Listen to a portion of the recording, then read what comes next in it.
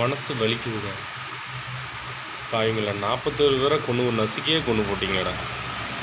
2-3 நாளாக தூக்கமே வர மாட்டேங்குது. மனசு கேட்காம ஒரு வீடியோ போடுன்னு சொல்லி போடுறேன்.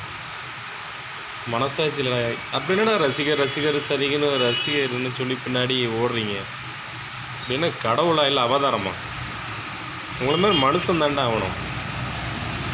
ஏன் இப்படி பின்னாடி ஓடி ஒருத்தர் முன்னாடி வந்து 41 நசுக்கியே கொண்டு மனசாட்சி இல்லைன்னா உங்களுக்கு தூக்கம் வருதா? நியூஸை பார்க்குற எங்களுக்கெல்லாம் தூக்கம் கூட வர மாட்டேங்குது 2-3 நாளாக. இவ்வளோ மனசு வலி. இதெல்லாம் நமக்கு எதுக்கடான்னு சொல்லி ஒதுங்கி போகிற கேரக்டர் நான். எனக்கே மனசு கேட்காம தான் இந்த வீடியோ போடுறேன். சரி, ரசிகர்களுக்கு தான் ஒரு புத்தி இல்லை, ஒரு மண்ணாங்கட்டி இல்லை. தலைவங்க பேர வர்றவங்களுக்கு என்னாச்சு? என்ன யோசிக்க மாட்டிங்களா? 25,000 பேர் சின்ன நெருக்கடியில் போய் கூடினா 41 பேர் மனசே கேட்க முடியாது. இன்றைக்கி வரைக்கும் மனசு கேட்க முடியாமல் என்ன சொல்லணும் கூட தெரியல. பைத்தியக்கரத்தனமான ஒரு முட்டாள்தனமான மக்களாக இருக்கிறீங்க தமிழ்நாட்டில்.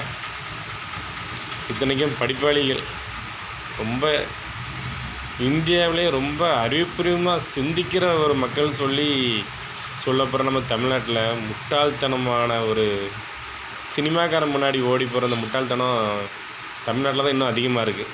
படிப்பறிவு அறியாத இந்த சாமியார் பின்னாடி, பாஸ்டர்மார்கள் பின்னாடி பன்னிக்கூட்டம் மாதிரி போகிறீங்களா? திருந்துங்கடா கொஞ்சமாவது.